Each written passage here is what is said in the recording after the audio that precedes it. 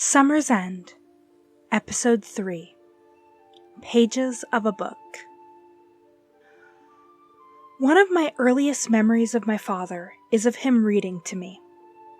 I'm not sure if the memory is real, or just an amalgamation of years of similar occurrences, because the scene was always the same. He was sitting in the big chair, the stuffing in the right arm still tucked into the fraying fabric at the time, but not for much longer. His hair was down, dripping at the tips from the shower and forming ringlets of brown and gray down past his shoulders. His feet, always bare except in the dead of winter and at formal events, were crossed near where I lay on a blanket on the floor. I had a piece of paper and pencils, but wasn't paying attention to them. In some versions of the memory, the windows are closed and the Christmas tree is in the corner. In others, they are wide open, and the cat is sitting on the sill. Her name was Johnny Onions, and she had been my babysitter and patient companion since I came home as a baby. My mother was cooking dinner. That was the rule in the house.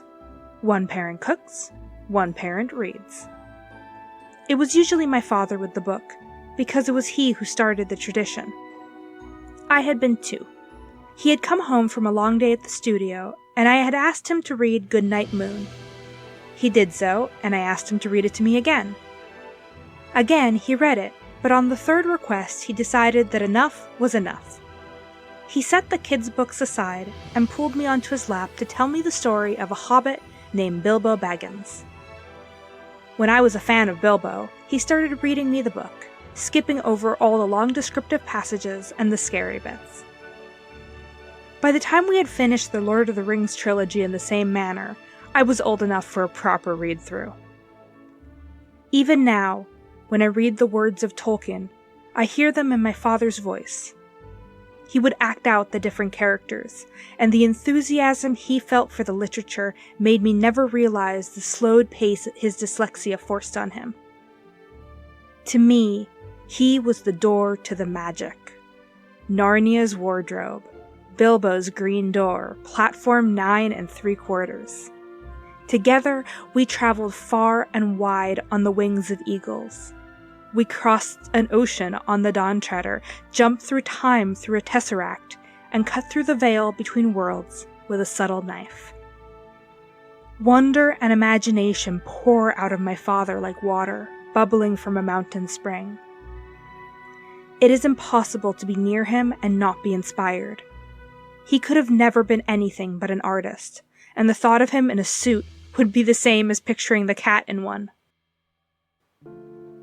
Some people choose a path, but there is no doubt in my mind that his was set before him the moment he first walked into a museum in Paris.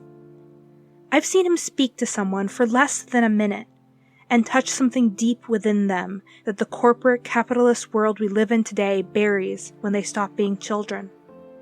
I always wanted to play the mandolin. I got one, but I never played it, an old lady said. My father just smiled at her. He shrugged his shoulders and responded, "So play the mandolin." The amazing part is that she did. He is not an astonishing artist because of natural talent. Talent only takes you 10% of the way, he's fond of saying. The rest is simply committing to the fact that life without art is not a life worth living.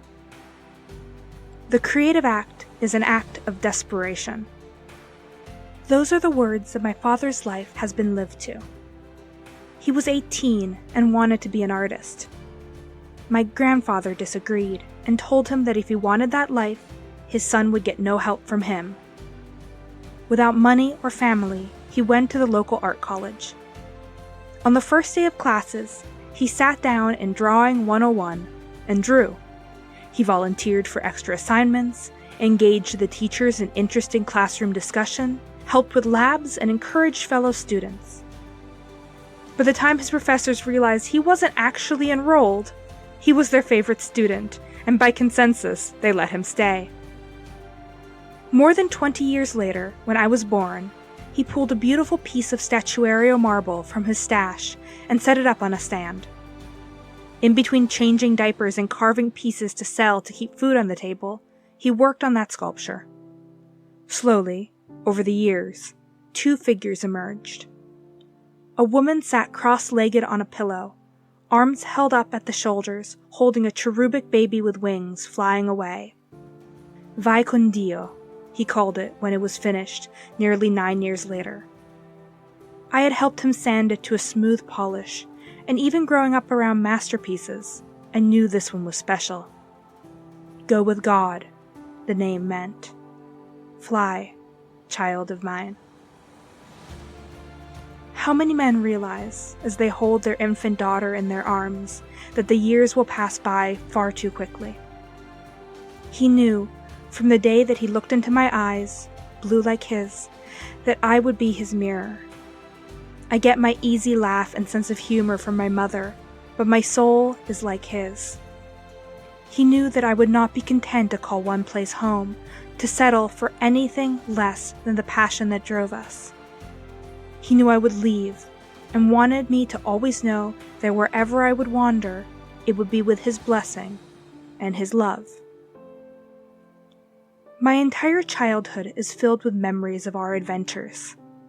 He wasn't just my babbo. Depending on the day, he was my playmate, brother, co-conspirator, fencing partner, cherry pit-spitting adversary, tree-climbing ladder, and teacher.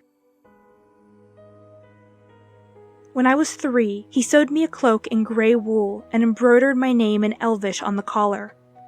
Then he gave me my own sword, a broken-off fencing rapier with a cap tip, and told me the story of how he had won it off a pirate when Peter took him to Neverland. I dictated countless letters to Peter for years after that, begging him to take me too. My dad's reaction was to write back, even going so far as to include spelling mistakes and changing his handwriting to mimic that of a young boy.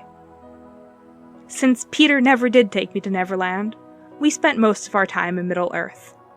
We are a family of hobbits. My father runs around barefoot, smokes a pipe, enjoys a cold beer, and has curly hair. Though the stone carving might suggest a dwarf, and the fact that he lived in a tree for 2 years would hint at an elvish side, it was the bare feet that always convinced me. My favorite game was to pretend the two of us were Frodo and Sam on our way to Mount Doom. I always wanted to be Sam, probably the character I love most in all of literature, so he played Frodo. We would play for hours while my mother was at her studio. We would play while going to the vegetable market, and on the way to the butcher. We would pretend the focaccia we picked up from the corner store was lembas bread.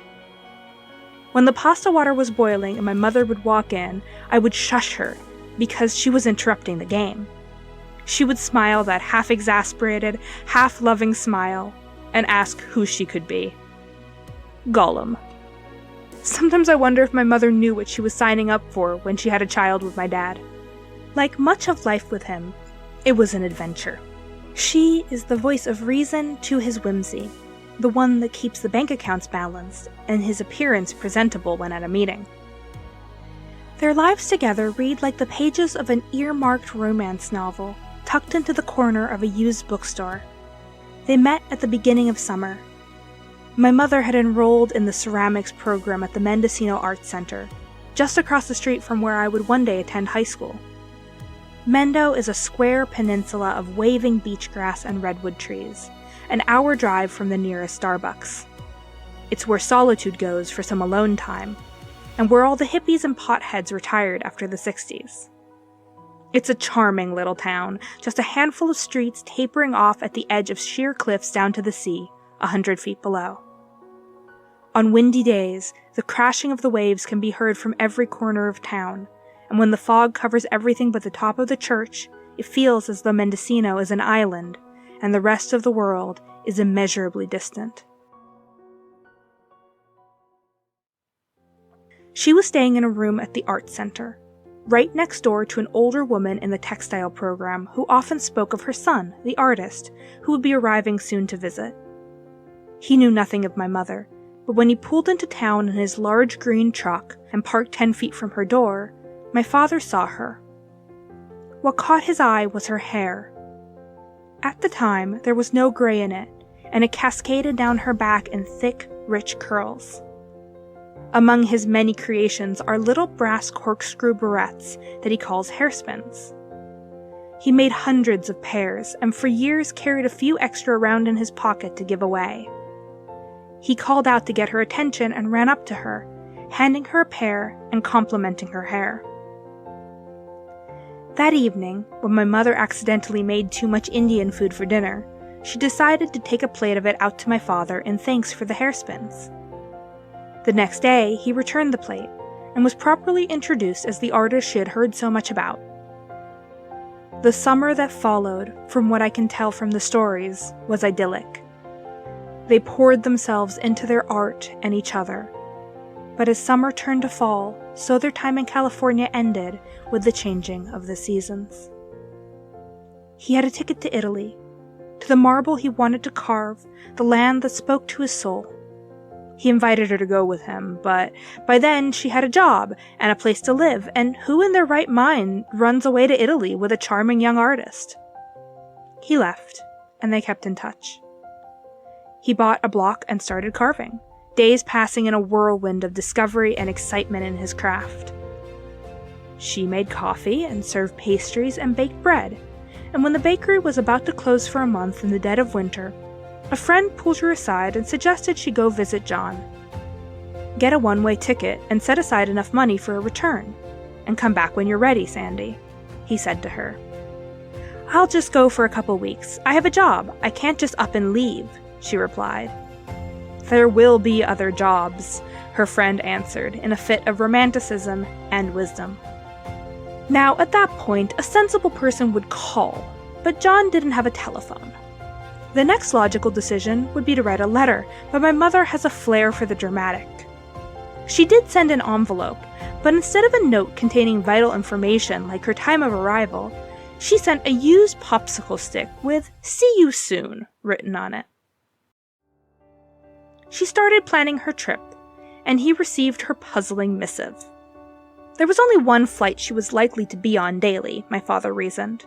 It would get into Pisa in the middle of the afternoon, and by the time she caught the train, it would be evening.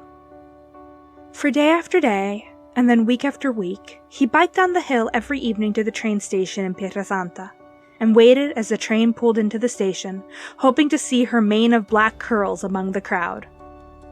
She never appeared, and as the days approached the month mark and the winds off the sea blew colder and colder, he started to wonder if she was coming at all.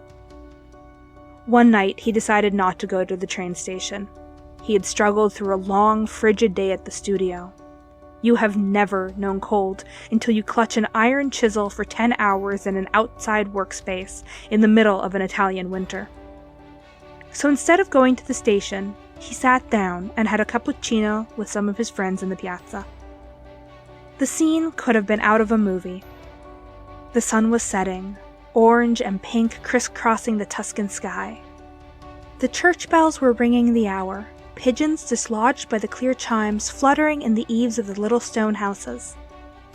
John was sitting outside on a wicker chair, taking a sip of coffee, heartsore and tired, when she walked through the archway into the piazza.